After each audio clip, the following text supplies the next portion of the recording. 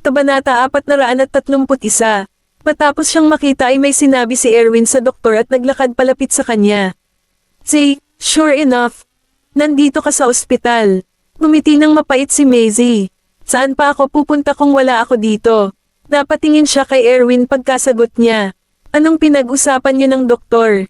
Erwin was taken aback for a split second and replied with a smile, "Itinatanong ko lang ang kalagayan ni Mr. Goldman." "Ang kanyang kalagayan ba ay komplikado?" Tanong ni Maisie at nakitang hindi agad nakaimik si Erwin kaya ibinaba niya ang kanyang mga mata, at medyo namamaos ang boses. "Grabe ba ang kalagayan niya? Ito ay talagang medyo komplikado." Medyo komplikado ang ekspresyon ni Erwin. Kung tama lang ng baril, magandang balita kung makakaligtas si Nolan. Sa kasamaang palad, ang sitwasyon ni Nolan ay tila mas komplikado kaysa sa isang tama ng baril. Magsasalita pa sana si Maisie nang bigla siyang nakatanggap ng tawag mula sa kanyang ama mula sa Slakova. Saglit siyang nag-alinlangan bago sinagot ang tawag. "Dad, okay ka lang ba dyan? Nabalitaan ko sa balita na may naganap na riot sa Stoslow." Ang nag-aalalang boses ni Stephen ay nanggaling sa kabilang linya ng tawag. Kumunat ang noo ni Maisie. "Ayos lang ako, Dad, huwag kang mag-alala sa akin." Sagot ni Stephen, "Tumawag ako para masigurado na okay ka. Gaano katagal mo kailangang manatili dyan? Miss na kayong lahat ng mga bata."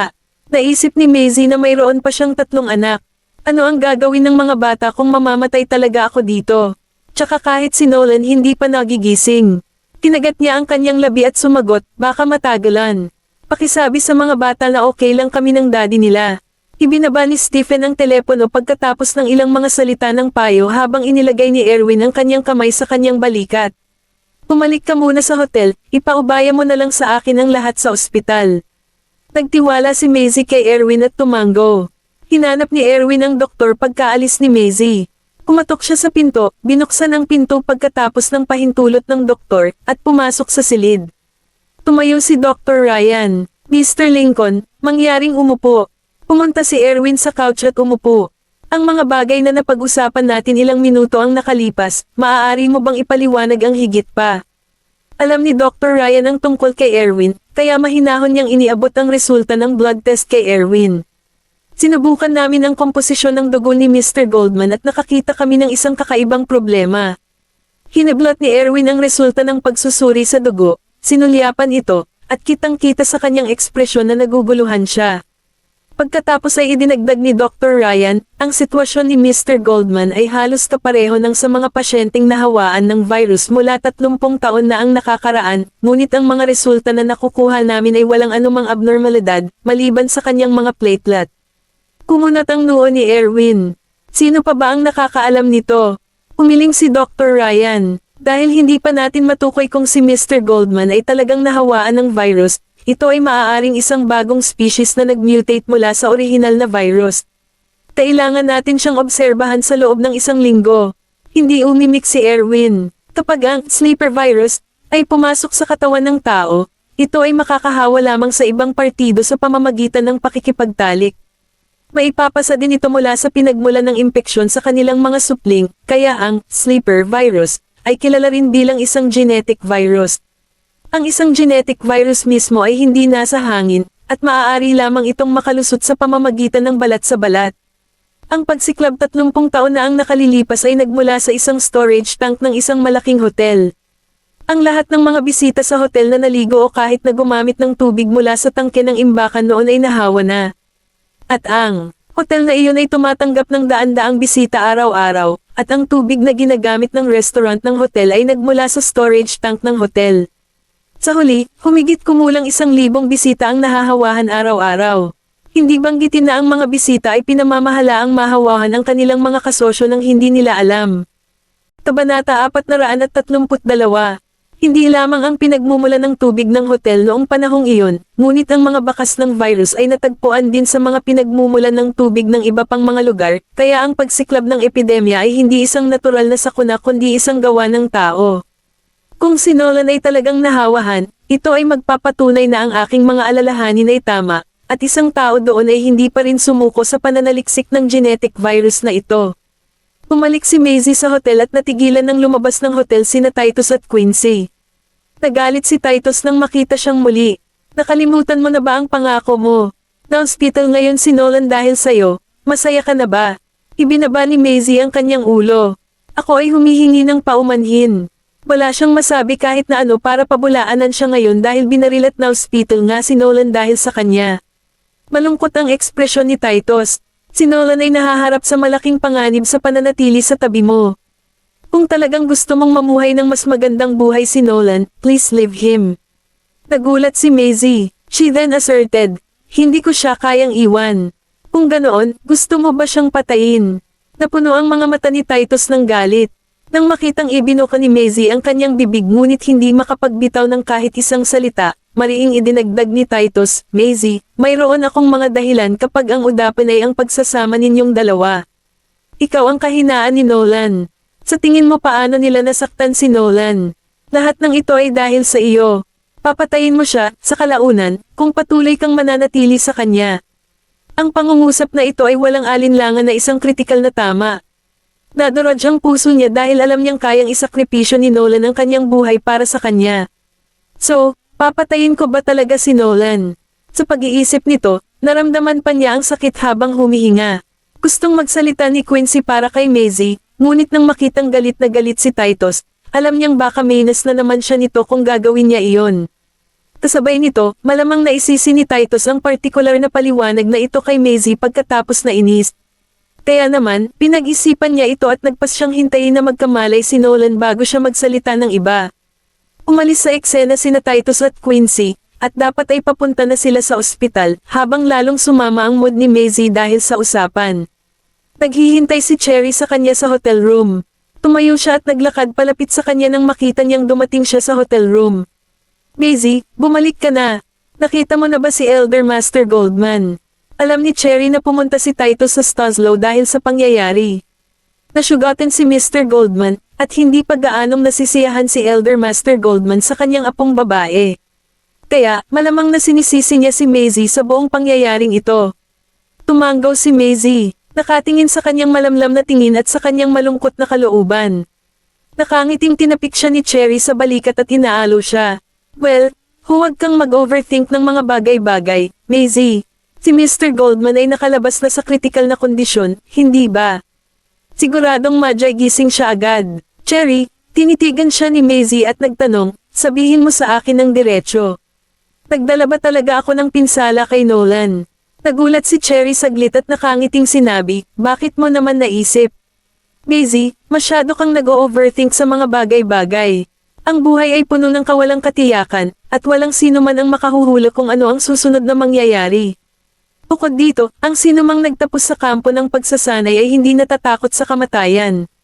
Kaya, kung handa si Mr. Goldman na harangin ang bala para sa iyo, ibig sabihin, isa kang napakahalaga sa kanya. Habang nakikinig si Maisie, lalo siyang nalulungkot. Oo, handa niyang isuko ang lahat para sa akin. Ngunit dahil din sa sobrang mahalaga ako sa kanya, ako ang magiging mismong punyal na gagamitin ng iba para wakasin siya.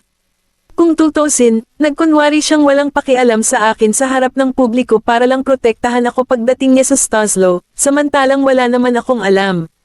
Hindi ko alam kung anong panganib ang kakaharapin niya sa Stoslow, at hindi ko alam na gagamit ako ng ibang tao para harapin siya. Kabanata 433. Pero gusto ko lang nasa tabi niya.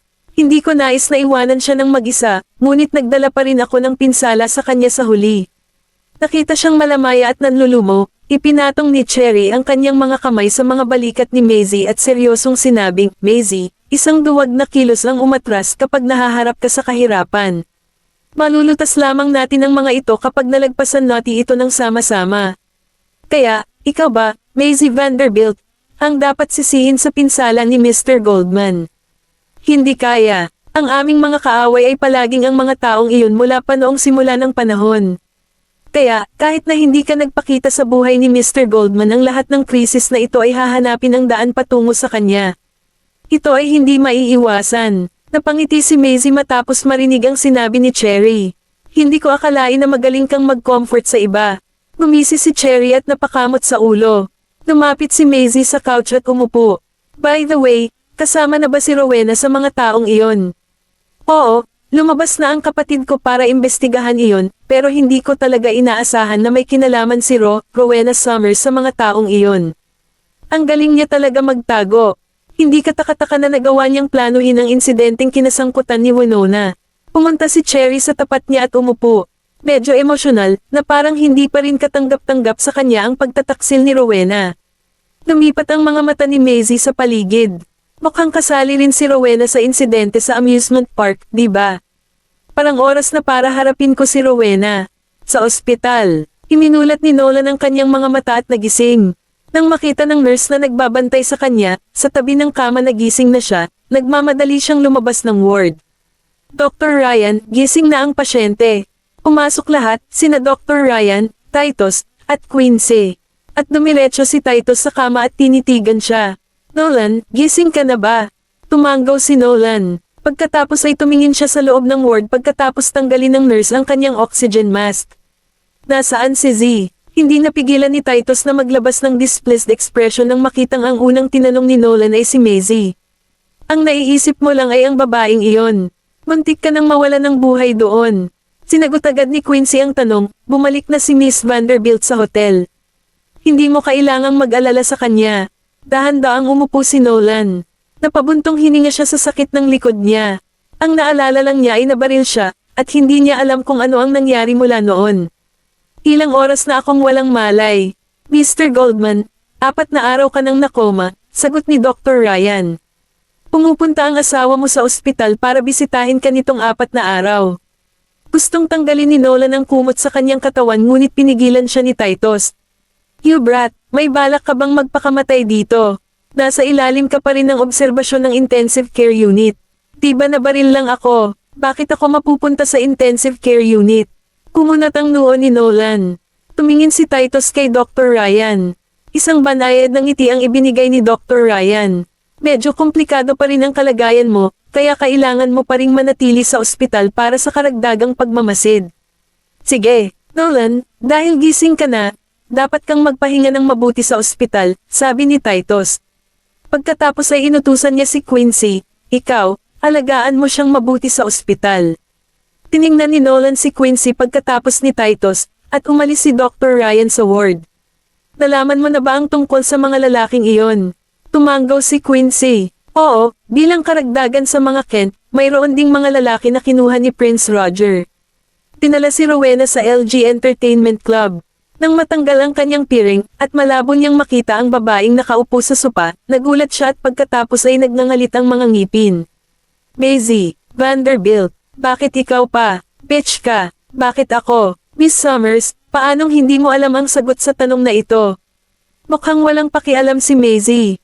Napatingin si Rowena sa mga dayuhang bodyguard na nakatayo sa likuran niya, at ang kanyang mukha ay namutla sa isang iglap. Mga tauhan ba ni Erwin Lincoln ang mga ito? Tumayo si Maisie at dahan-daang naglakad palapit sa kanya. Hindi madaling maging double agent, di ba? Pagkatapos ay nagbigay siya ng isang nakakaalam ng ngiti. Alam ba ni Nolan na may kinalaman sa iyo noon ang insidenteng kinasangkutan ng kanyang ina? Kabanata 434. Bahagyang nanginig si Rowena habang umiiwas ang mga mata para iwasan ang tingin ni Maisie. Hindi ko alam kung ano ang sinasabi mo. Hindi mo ba talaga alam o nagkukunwaring hindi mo alam? Lumapit sa kanya si Maisie. O dapat ba akong pumunta sa bago mong amo, kay Mr. Kent, para sa sagot? Maisie, anong ibig mong sabihin? Tanong ni Rowena na may bakas ng hinanakit sa kanyang mga mata. Nagkibit balikat si Maisie na hindi sumasang-ayon. Yung narinig mo ang ibig kong sabihin. Pinahahalagahan ka ni Titus noong nakaraan, ngunit ipinagkanulo mo pa rin ang mga Goldman at pinili mong kumampi kay Daniel Kent sa huli. Mas pahahalagahan ka ba ni Daniel dahil lang doon? Naikuyom ni Rowena ang kanyang mga kamay sa mga kamao at nanunuya. Bakit ka nagtatanong? Sinusubukan mo bang makuha ako? Sayang naman, wala akong future kahit bumalik ako ngayon sa Goldman, so I might as well stay by Mr. Kent's side. Malamig na kumulubot ang mga labi ni Rowena nang makitang hindi umimik si Maisie. Paano kung malaman mo ang katotohanan tungkol sa insidente ni Mrs. Goldman Sr., mula 15 taon na ang nakakaraan? Sa palagay mo ba ay maniniwala ang Elder Master Goldman na ang De Arma ay inosente dahil dito? Maisie Vanderbilt, huwag kang masyadong walang muwang. Ano sa tingin mo ang maaari mong gawin para sa Goldman ngayon? Pagkatapos ng lahat, ang taong dapat mong alalahanin ngayon ay si Nolan. Hindi na kayang protektahan ng mga Goldman ang kanilang sarili ngayon, haha. Masakit sa mata ni Maisie ang matamis niyang ngiti, lalo na nang banggitin niya si Nolan. Si Nolan ay binarilat na ospital dahil sa akin, at ang mga taong iyon mula sa gabing iyon ay may kinalaman kay Daniel. Hindi ako magpapakita ng awa sa lalaking nanakit sa asawa ko, kahit sino pa sila. Naikuyom ni Maisie ang kanyang mga kamay ng mahigpit. Rowena Summers, orihinal na binalak kong bigyan ka ng pagkakataong mamatay ng maganda, ngunit tila hindi mo alam kung paano ito pahalagahan. Plano mo akong bigyan ng pagkakataon. Tawa ng tawa si Rowena. Maisie Vanderbilt, bakit sa tingin mo may karapatan kang bigyan ako ng pagkakataon? Hindi ba't ikaw ang nagtulak sa akin hanggang sa puntong ito? Tumingin sa kanya si Maisie at walang sinabi. Umakbang pasulong si Rowena at hinawakan si Maisie sa laylayan ng kwelyo niya. Naghisteryoso ang maganda nitong facial features. Hindi dapat umibig si Nolan sa iyo, ikaw ang nagdulot ng pinsala sa kanya, at ikaw, Maisie Vanderbilt, ang salari na pumatay sa kanya. Umakbang ang dalawang bodyguard, hinayla si Rowena palayo, at pinasuko ng dalawang kamay mula sa likuran. Si Rowena ay may poot at ayaw na nakaharang sa kanyang mga mata at tinutuya si Maisie. Hindi mo ba mahal si Nolan? Huwag kang mag-alala, mamamatay ka at makakasama mo siya. Malambing na sinabi ni Maisie, bago iyon, alagaan mong mabuti ang iyong sarili. Umaway si Maisie, at pinakawalan ng dalawang bodyguard si Rowena. Nang makitang wala itong ginawa sa kanya, napangiti si Rowena. Maisie Vanderbilt, may mga pagkakataon talaga na matatakot ka. Bakit wala kang ginagawa sa akin? Ayaw mo ba maghiganti simula nung dinala mo ako dito? Halika na. Maaari mo silang utusan na patayin ako ngayon kung mayroon kang lakas ng loob. Hindi ko gugumihan ang mga kamay ko. Kung tutusin, may ibang gagawa nito para sa akin. Sana hindi ka magsisi. Alam ni Rowena na may ipinahihiwatig ang mga sinabi ni Maisie, ngunit hindi niya alam kung ano ang ibig niyang sabihin. Sa kasamaang palad, wala na siya sa posisyon na magmalasakit ng ganito at iniwan ang pribadong silid ng may pagmamalaki. Pinanood siya ni Maisie na umalis habang naka-cross arms. Pagkatapos ay lumabas siya sa pribadong silid kasama ang mga lalaki at sinabi sa katabi niya, i-download ang footage ng surveillance at ipasa. Ito, pagkalabas ng pinto ng clubhouse ay nakatanggap kaagad ng mensahe si Maisie mula kay Erwin. Nagising na si Nolan. Nagpamaneho siya ng mabilis papunta sa ospital. Sa Garland Manor, biglang nasample si Rowena kaya natamba siya sa sahig. Hanggang sa inihagis ni Daniel sa kanyang harapan ng isang tableta, ipinakita ang footage ng pagbabantay sa kanyang paglabas sa LG Entertainment Club, at lumabas si Maisie maya-maya. Nagsikip agad ang mga talukap ni Rowena. Nakuha ko na ngayon. Piniframe ako ng bitch na yon. Mr. Kent, makinig ka sa paliwanag ko ah. Kabanata 435. Sinipa si Rowena sa sulok ng dingding habang niluwagan ni Daniel ang masikip na kurbata, malungkot at nagtatampo ang tingin. Bitch, pinagsisisihan mo ba ang desisyon mo at plano mong pagtaksilan ako ngayon? Tinilig si Rowena at umakyat sa kanyang mga paa. Hindi talaga kita pinagtaksilan. May inutusan si Maisie na dalhin ako doon at sinubukan akong takutin. Wala talaga akong sinabi, I swear. Tumigilid si Daniel at kinurot ang baba gamit ang mga daliri. Rowena Summers, masyado kang maraming sikreto ngayon. Sa tingin mo ba maniniwala ako sa mga sinasabi mo? Nanginginig si Rowena mula ulo hanggang paa. Si Daniel ay palaging isang kaina-hinalang tao at higit na kinasusuklaman ng mga taksil. Kahit na wala siyang sinabi, alam na niya ngayon ang maraming sikreto na hindi niya dapat malaman, pati na ang insidente ng virus. I swear, wala talaga akong sinabi sa kanya. Mr. Kent, you have to believe me. Wala talaga akong sinabi sa kanya. Naset up na ako. Umiiyak at nagmamakaawa si Rowena. It was her fate that Daniel had found her. Hindi ako makakabalik sa night banquet ngayon, at hindi rin ako makakabalik sa Goldman. Mamamatay ako kahit saan man ako magpunta ngayon, kaya kailangan kong magmakaawa sa kanya. Pinitawan ni Daniel ang kamay niya. Nang maisip ni Rowena na makakatakas siya sa sakuna na ito, mula sa itaas ng ulo niya ang nagtatampo na boses ni Daniel. Idiot, na-set up ka talaga ng iba. Mukhang kailangan kong iukit ito sa utak mo para masigurado na maaalala mo ito para hindi na ma-set up at may masabi na hindi na dapat sabihin sa hinaharap. Tumigil ng ilang segundo ang paghinga ni Rowena nang marinig niya ang ilang aso na tumatahol sa labas. Lumitaw sa labas ng pinto ang ilang lalaking nakaitim na may kasamang 3 asong lobo, at ang mabangis na aso ay tumatahol sa kanya. Nanginginig ang mga labi at ngipin ni Rowena, at nakaramdam siya ng lamig sa bawat butas ng kanyang katawan. Hinawakan niya ang pantalon ni Daniel. Mr. Kent, alam kong kasalanan ko, tatandaan ko to ngayon. Mangyaring bigyan ako ng isa pang pagkakataon, mangyaring. Pinawi ni Daniel ang kanyang mga paa, wala kahit isang bakas ng awa sa kanyang mga mata. Pinitawan ng mga lalaking nakaitim ang tali ng aso, at ang 3 asong lobo ay nagmamadaling lumapit kay Rowena. Ang kahabag-habag na hiyawan ay pamunit sa kalangitan ng gabi, at ang metal na amoy ng dugo ay lumaganap sa buong silid. Hanggang sa malapit na siyang mamatay sa mga kagat at atake ng mga aso ay pinaalis ni Daniel ang mga aso. Si Rowena ay napuno ng dugo, at kalahati ng kanyang mukha ay nasira. Malamlam ang kanyang mga mata at nawala ang ningning habang nakatitig sa isang sulok ng silid. Ito lang yata ang paraan para maging masunurin ka. Kunin at ilabas siya para gamutin ang mga sugat niya. Siguraduhin hindi siya mamamatay, sabi ni Daniel sabay wagayway ng kamay. Kinaladkad ng 2 bodyguard si Rowena. Kinuha ni Daniel ang tablet sa lupa, tumingin kay Maisie, na natigilan sa video na nakapost, at inihampas ang tablet sa dingding. Nasira ang screen. Sa ospital, lumabas si Maisie sa labas ng ward. Nolan. Tumangala si Nolan at nakita niya itong nagmamadaling lumapit sa kanya at niyakap siya ng mahigpit.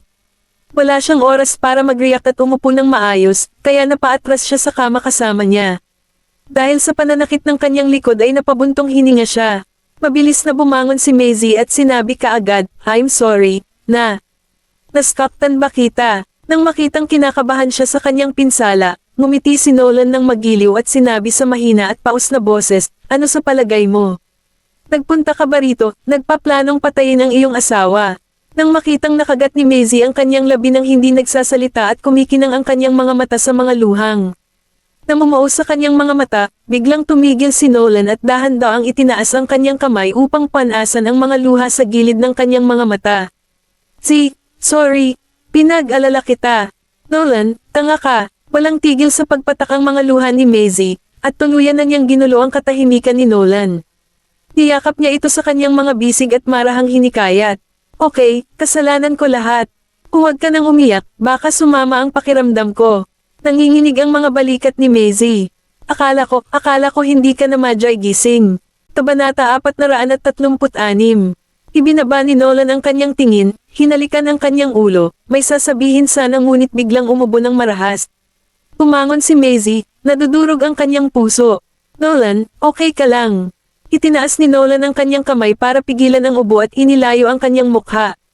May napansin siyang malagkit na bagay sa kanyang palad at nagulat siya, ngunit dahil walang napansin si Maisie, pinulupot niya ang kanyang kamay sa isang kamao at ngumiti sa kanya. "Ayos lang ako, nabulunan lang ako ng laway." Napaawang ang labi ni Maisie. "Tapos gutom ka na ba?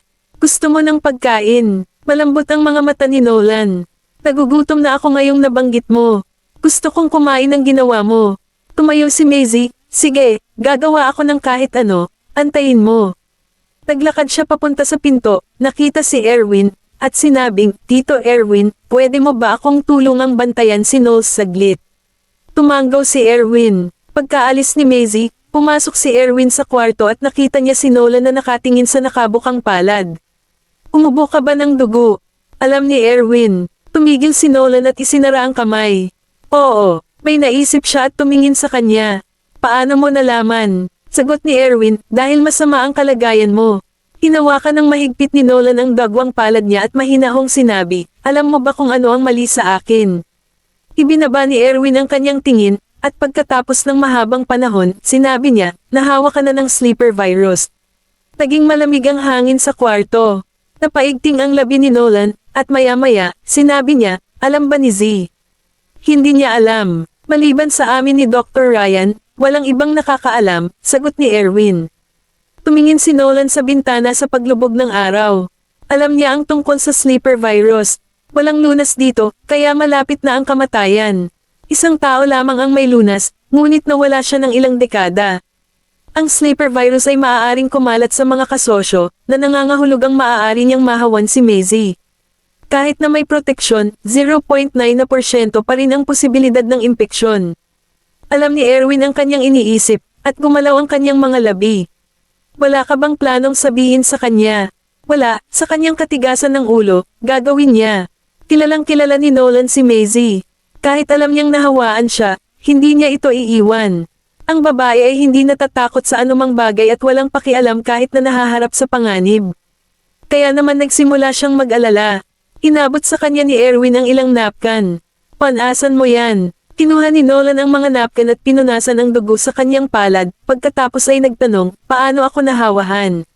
Malamang nung nabaril ka, ibig mong sabihin ang bala ay nagdala ng virus. Nanlalabo ang mga mata ni Nolan. Tumanggaw si Erwin. Ang sleeper virus ay umiiral pa rin, at pinag-aaralan ito ng mga tao.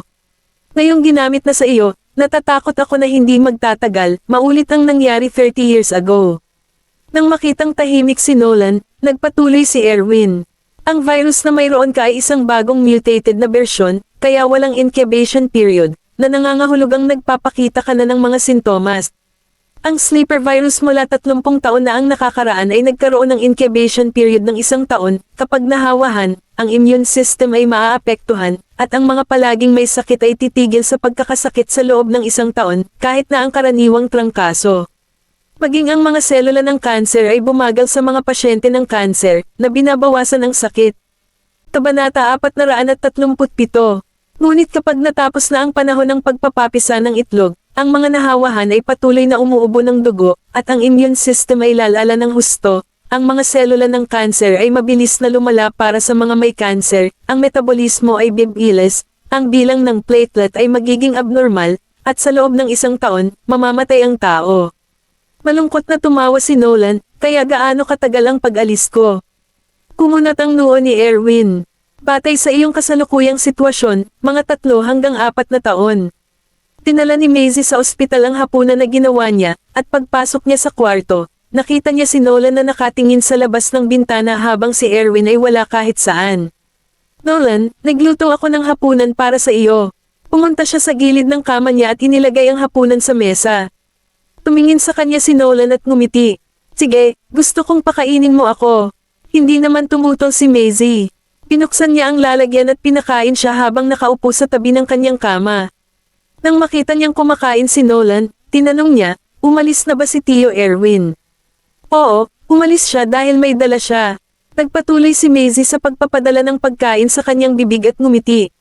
Masarap ba? Ibinaba ni Nolan ang kanyang ulo at ngumiti. Hindi ako mangangahas na sabihin na masama kung ginawa mo ito. Nagpout si Maisie. Nang maubos na niya ang pagkain, inilagay ni Maisie ang lalagyan sa tabi at sinabing, mananatili ako rito sa iyo ngayong gabi. Tiningnan siya ni Nolan nang may pananabik at sinabing, Manam. Humingi siya ng dagdag na kama sa nurse, inilapag ang unan, at humiga. Humiga si Nolan sa gilid niya para tingnan siya. Nilingan siya ni Maisie. Ano yon? Madilim ang mga mata ni Nolan, kung may itatago ako sa iyo sa hinaharap, magagalit ka ba? Matagal na tumigil si Maisie bago ginalaw ang kanyang kumot. Hindi, kung may itinago ka sa akin, iisipin kong para sa ikabubuti ko iyon. Napangiti si Nolan ngunit hindi nagsalita. Si Maisie ay nakatulog ng maayos sa buong gabi, ngunit hindi magawa ni Nolan. Matako at buong pagmamahal niyang tinitigan ang natutulog na mukha nito bago siya tumalikod, ang mga mata ay bumagsak sa malamig na kadiliman. Kinabukasan, nang magising si Maisie, hindi niya nakita si Nolan sa kama. Lumabas siya para tanungin ang nurse, na nagsabi sa kanya na pumunta si Nolan para magpa-check up. Inayos niya ang kama, tiniklap, at pinunan ang tukor dahil napansin niyang walang tubig. Sa pagbabalik, nakasalubong niya si Quincy na nakatayo sa labas ng kwarto. Nang sasalubungin niya ito, narinig niya ang boses ni Titus na nagmumula sa silid. Gusto mong ma-discharge ngayon? Baliw ka ba? Na-discharge na. Natigilan si Maisie. Gustong ma-discharge ni Nolan. Umupo si Nolan sa gilid ng kama. Kahit naka-hospital gown siya, mas lalo siyang gumwapo. May tama lang ako ng baril. Hindi na kailangang manatili dito ng matagal. May trabaho pa ako. Rascal, paanong hindi mo mamahalin ang buhay mo? Babarilan kita at tapos na. Galit na galit si Titus kaya lumampas siya. Napangiti si Nolan. Hindi ko na kayang mabuhay ng mas matagal pa. Ikaw, may gustong sabihin si Titus, ngunit nang makitang nakatingin sa labas si Nolan, lumingon siya at nakita niya si Maisie na nakatayo sa labas na may hawak na tikor, nanunuya, at sinabing, itatapon mo ba ang iyong buhay para sa isang babae? Worth it ba? Alam ni Maisie na mas lalong naiinis si Titus sa kanya dahil sa injury ni Nolan, pero ano ang masasabi niya? Nasaktan nga si Nolan dahil sa kanya. Pinagdikit niya ang mga labi niya at inilapag ang tikor sa cabinet. Na-discharge ka na ba? Kabanata 438. Mahinahong sumagot si Nolan, oo, hindi na ako kailangang manatili sa ospital. Napatingin siya kay Quincy. Ikuha mo ako ng tiket para makauwi bukas. Natigilan si Quincy. Ngunit ang iyong katawan. Alam ko ang kalagayan ko. Nakapagdesisyon na si Nolan. Si Quincy ay nagkasala na tumingin kay Titus, na umiling at sinabing, pwede siyang umuwi kung gusto niya. Wala na akong masasabi dito. Galit na ikanaway niya ang kanyang mga braso at naglakad palabas. Napakagatlabi si Maisie at naglakad papunta kay Nolan. Dapat makinig ka kay Lolo. Hindi pa huli ang lahat para bumalik pagkalipas ng ilang araw. Ito ay isang mahabang biyahe. Ano ang dapat nilang gawin kung bumukas ang kanyang sugat sa kalagitnaan? Malamig na tumingin sa kanya si Nolan, magkadikit ang mga labi nito. Nanlamig saglit si Maisie dahil hindi siya sanay sa ganito. Nolan, kailangan kong bumalik. Tumayo siya ng walang paliwanag at naglakad para kunin ang damit niya. Paghubad niya ng gown ay kitang-kita ni Maisie ang benda sa likod niya. Maliban sa tamal ng bala, may mga bagong tamal ng kutsilyo, malamang mula sa pakikipaglaban sa lalaking nakaitim. Lumapit si Maisie sa kanya at niyakap siya mula sa likod na naramdaman ng init, ngunit may bahid ng lamig. Napahinto si Nolan sa pagsusko ng damit, mahigpit na naglapat ang mga labi. Nolan, hindi ka pa nakaka-recover. Mahina ang boses niya, parang simoy ng hangin sa gabi na nagnakaw ng puso niya. Nagdilim ang mga mata ni Nolan. Tumalikod siya, hinayla ang mga braso niya palayo, at tahimik na sinabi, itigil mo na iyan. Nang makita siyang nagsusuot ng shirt, tinulungan siya ni Maisie na mag-button. Hindi umimik si Nolan pero hindi siya tinigilan. Nang matapos niyang i-button siya, tumingin siya sa ibaba. Nolan, may tinatago ka ba talaga sa akin? Tumangala siya sa kanya. Nararamdaman ba niya na kakaiba ang kinikilos ni Nolan noong araw na iyon at mas malayo siya? Ang mga mata ni Nolan ay madilim na parang tubig sa malalim na lawa. May mga bagay na hindi mo dapat itanong. Pinulot niya ang kanyang slacks at napakunot ang noo niya nang makitang na-freeze si Maisie on the spot. Tititigan mo ba akong magpalit ng pantalon? Tumigil si Maisie at tumalikod. Hindi ako manunood nun. Tahimik na tumawa si Nolan. Matapos ma-discharge si Nolan, bumalik sila sa kanyang kwarto sa hotel. Bumalik si Maisie para ipak ang kanyang mga bag at sinabihan si Cherry na maghanda para sa kanilang flight kinabukasan. Gustong makipagkita sa kanya ni Madam Nire sa hapon, kaya pinuntahan siya ni Maisie sa restaurant. Matapos mabalitaan ni Madam Nire na siya ay dinukot sa palabas, gusto niyang malaman kung kumusta na siya. Ngumiti si Maisie at sumagot, salamat sa pag-aalala mo, ayos lang ako. Ang galing. Okay lang kung napalampas mo ito. May isa ka pang pagkakataon, naniniwala ako sa iyo. Ang pag-aalaga at pangunawa ni Madam Nira ay nakaantig kay Maisie. Sa pagkakataong iyon, lumapit ang katulong ni Madam Nira. Madam, kailangan nating makarating sa airport sa loob ng 2 oras. Sige, sagot niya. Tanong ni Maisie, babalik ka ngayon. Tumanggaw si Madam Nira. Oo, flight sa hapon. Ano naman sa'yo? Awkward na ngumiti si Maisie. Sa makalawa ang uwi ko. Makipag-ugnayan sa akin kapag nakabalik ka na. Babalik ako ngayon. Itinulak ng katulong ni Madam Nira ang kanyang wheelchair habang nakaupo pa rin si Maisie sa kanyang pwesto. Nag-iisip habang nakatingin sa labas ng bintana. Miss Zora, napalingon si Maisie nang marinig ang boses na iyon at nakita si Jones. Huminto siya bagong ngumiti. Dito ka rin kakain. Oo, at nabangga kita. Tiningnan ni Jones ang 2 set ng kubyertos sa mesa. Nandito ka ba kasama ng asawa mo? Kabanata 439. Huminto sa hangin ang kamay ni Maisie na nakahawak sa teacup, at tumingin siya sa ibaba. Hindi, kasama ko ang business partner ko. Hindi na nakita ni Maisie si Nolan mula nang umalis siya sa ospital, at kahit si Cherry ay hindi alam kung ano ang kanyang ginagawa. Sumimsim siya ng tsaa pero bigla siyang nakaramdam ng sakit at tumakbo papuntang washroom habang tinatakpan ang bibig. Miss Zora, kahit alam niyang si Jones ang tumatawan sa kanya, hindi siya nakasagot. Tumakbo siya sa washroom at samuka sa lababo. Pumalik lahat ng kinain niya sa tanghalian. Pinuksan niya ang gripo para hugasan ang suka, ngunit muli siyang samuka. Paulit-ulit ito hanggang sa wala nang may suka, pagkatapos ay hinugasan niya ang kanyang mukha at pinatuyo ito ng tuwalya. Napagtanto niyang naghihintay si Jones sa kanya nang makalabas siya ng washroom. Nang makita niyang mukhang may sakit siya, nagtanong siya, masama ba ang pakiramdam mo? Ayos lang ako, malamang ay sa kinain ko iyon. Ikinaway ni Maisie ang kanyang kamay. Kailangan mo bang ipadala kita sa ospital? Tanong ni Jones. Umiling si Maisie at pilit na ngumiti. Mayroon talagang hindi na kailangan, salamat. Mas gusto kong magpahinga. Sige, hindi nagpatuloy si Jones. Nang makabalik si Maisie sa kanyang silid, uminom siya ng maligamgam na tubig, ngunit nang bumaba ang tubig, muli siyang nakaramdam ng sakit at pumunta sa banyo para sa isa pang round. Pinagmasdan niya ang maputlang mukha sa salamin, nag-aapoy ang tiyan. Talagang parang sanaki niya ito, ngunit hindi siya nakakain ng kakaiba. Nang marinig niya ang doorbell ay dahan-dahan siyang naglakad para buksan ang pinto. Natigilan siya nang makitang si Nolan iyon. Pumasok si Nolan, isinara ang pinto, at nagtanong, masama ang pakiramdam mo. Napasimangot si Maisie. Nakabangga ba siya ni Jones at sinabihan siya? Inilagay niya ang mga braso sa leeg nito at ngumiti. Oo, nakakakilabot ang pakiramdam ko. Mananatili ka ba sa akin? Walang magawang binuhat siya ni Nolan sa kama at inihiga. Anong problema? Ang kanyang boses ay malambot, hindi tulad ng karaniwan at ang kanyang hininga dumampi kanyang pisngi tulad ng isang malamig na simoy. Nakapatong pa rin ang mga kamay ni Maisie sa kanyang balikat. Yung tiyan ko. Nang sabihin niya iyon ay uminit ang tiyan niya. Bahagya niya itong pinunasan at tinanong sa mahinang boses, ito ba ay gastric issue? Hindi sumagot si Maisie. Hindi ito gastric, at hindi naman masakit ang tiyan niya, pero parang nasusuka lang siya. Gusto lang niyang makasama siya nito. Kukuha ako ng gamot para sa'yo. Gusto niyang bumangon, ngunit niyakap siya ni Maisie sa braso. Huwag na, dito ka na lan. Napansin ni Nolan ang kanyang pagkabalisa, ibinaba ang kanyang tingin, at tinapik ang kanyang ulo. Sige, mananatili ako. Bumabuti na ba ang pakiramdam mo?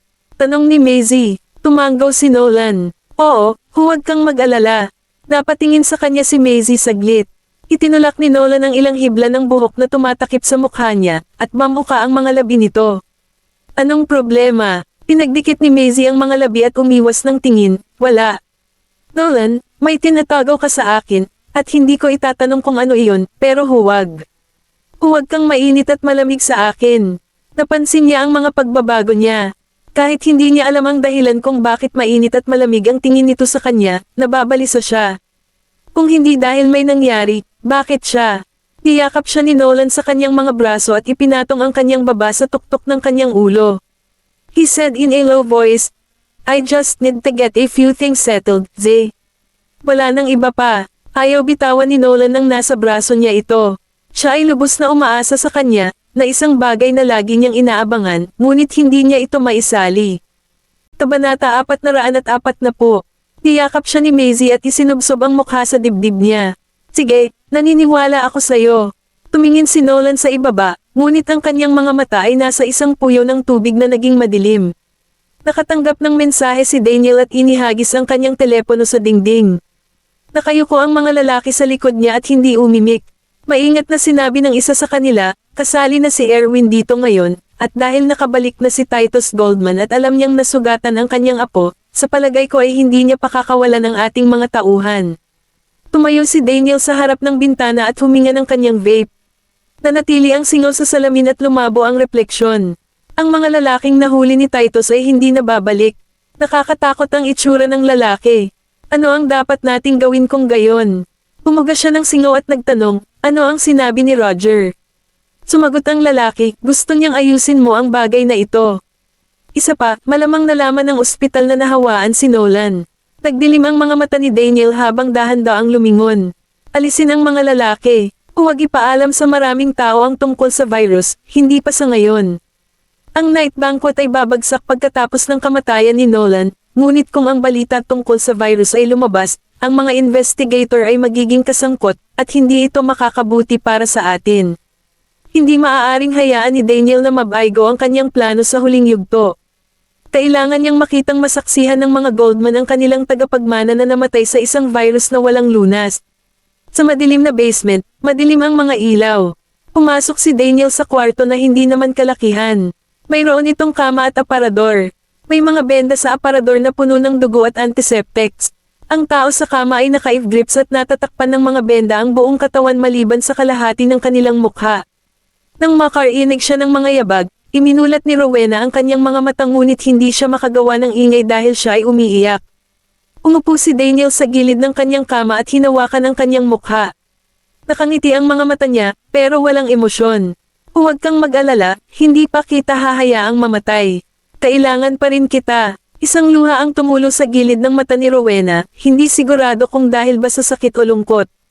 Hindi ako ang dapat mong kinasusuklaman kundi ang babaeng nag-frame sa'yo.